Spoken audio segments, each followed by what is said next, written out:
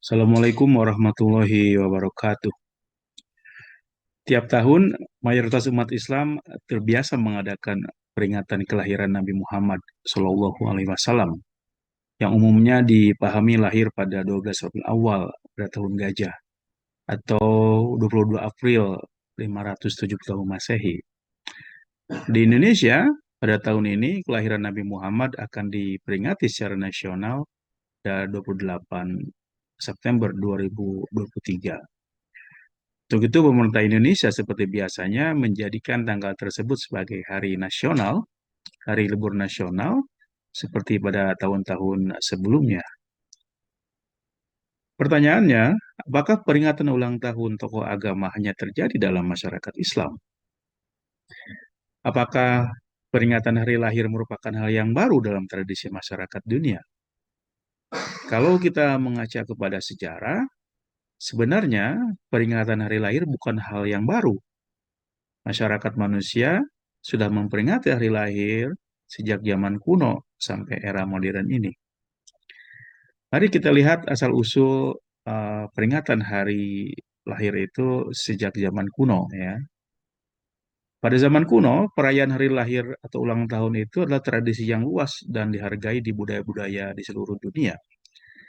Ini adalah waktu ketika individu berkumpul untuk menandai perjalanan tahun baru dari kehidupan seseorang, berbagi sukacita, dan menciptakan kenangan abadi. Sejarah perayaan ulang tahun adalah perjalanan yang menarik, yang mencakup ribuan tahun, yang mencerminkan evolusi masyarakat dan kebiasaan mereka. Asal-usul perayaan ulang tahun dapat ditelusuri eh, ke peradaban kuno. Di Mesir kuno misalnya, pada 3000 sebelum Masehi, Firaun dipercaya sebagai makhluk ilahi, bahkan dianggap Tuhan. Karena itu ulang tahun mereka dirayakan tiap tahun. Ulang tahun spesial mereka dirayakan dengan pesta dan upacara besar pada saat penobatan seorang Firaun misalnya. Orang-orang Yunani kuno juga sekitar 1200 sampai 300 Masehi merayakan hari kelahiran mereka dan mereka sering menghubungkannya dengan persembahan kepada dewa-dewi mereka. Mereka biasa membuat persembahan di kuil pada hari spesial mereka itu. Perayaan hari kelahiran semakin berkembang pada zaman peradaban Romawi, yaitu sekitar abad ke-8 sebelum Masehi sampai abad ke-5 sebelum Masehi. Orang Romawi dengan kekaisaran mereka yang begitu luas dan tradisi yang beragam, berkontribusi secara signifikan pada pengembangan perayaan ulang tahun. Mereka merayakan ulang tahun dengan berbagai kebiasaan, termasuk memberikan hadiah, menyalakan lilin, dan menyelenggarakan pesta. Kebiasaan memberikan ucapan selamat tahun seperti yang biasa kita sekarang ini sebenarnya sudah dilakukan sejak lama. Ucapan yang mereka katakan adalah Bona Dies Natalis. Nah, itu adalah bahasa Latin untuk Happy Birthday. Nah, kalau kita lihat berarti ucapan selamat ulang tahun yang selama ini kita pakai berasal dari masa Romawi ini ya. Kemudian kalau kita lihat misalnya pada agama Kristen, selama era Kristen awal, perayaan kelahiran mendapat reaksi beragam. Beberapa pemimpin Kristen pada awalnya menolak perayaan ulang tahun karena mereka menganggapnya berasal dari tradisi pagan atau tradisi yang kelompok-kelompok masyarakat yang mempercayai banyaknya Tuhan atau politisme. Sementara kan sebenarnya Kristen itu agama monoteisme. Namun ketika agama Kristen menyebar dan berkembang pada era-era berikutnya, hari kelahiran Yesus Kristus menjadi hari libur agama utama yang disebut dengan hari Natal atau Christmas. Pergeseran fokus ini dari ulang tahun pribadi ke perayaan tokoh-tokoh agama memainkan peran penting dalam membentuk ulang tahun yang sampai hari ini kita kenal itu. Pada abad pertengahan, di Eropa terjadi penurunan perayaan hari kelahiran di kalangan orang biasa. Namun di kalangan bangsawan, peringatan ulang tahun justru terus berlanjut untuk menandatai hari-hari istimewa mereka dengan menyelenggarakan pesta dan hiburan yang besar dan mewah. Pada masa Renaissance misalnya, perayaan ulang tahun mulai mendapatkan kembali popularitasnya di seluruh kelas sosial, baik kelas kaya atau miskin, kalangan bawah atau kalangan atas ya. Bagaimana pada masa modern?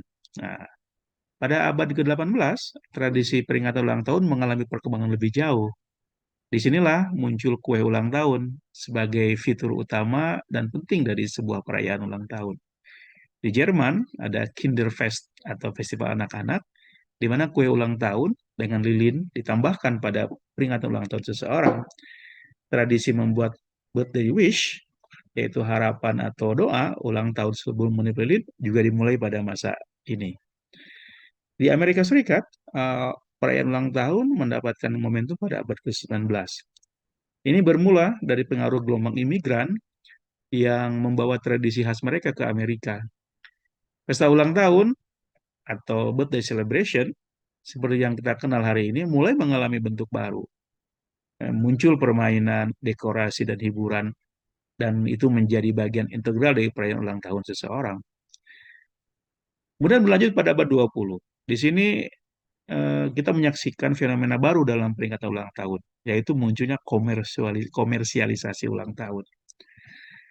Para pebisnis melihat tradisi ini sebagai potensi ekonomi yang sangat besar. Perusahaan kartu ucapan, produsen mainan, dan toko suplai pesta mulai memasarkan produk khusus ulang tahun. Pesta ulang tahun yang ekstravagans, yang luar biasa perayaannya mewah, dengan dekorasi dan hiburan yang mewah menjadi hal biasa ya mulai saat ini. Bagaimana dengan masa sekarang? Nah, pada masa sekarang ini, perayaan hari kelahiran telah mengalami tren baru di kalangan masyarakat, yaitu ulang tahun mengalami personalisasi.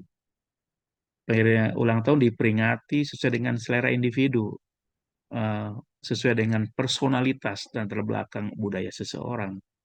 Jadi mengalami customisasi ya.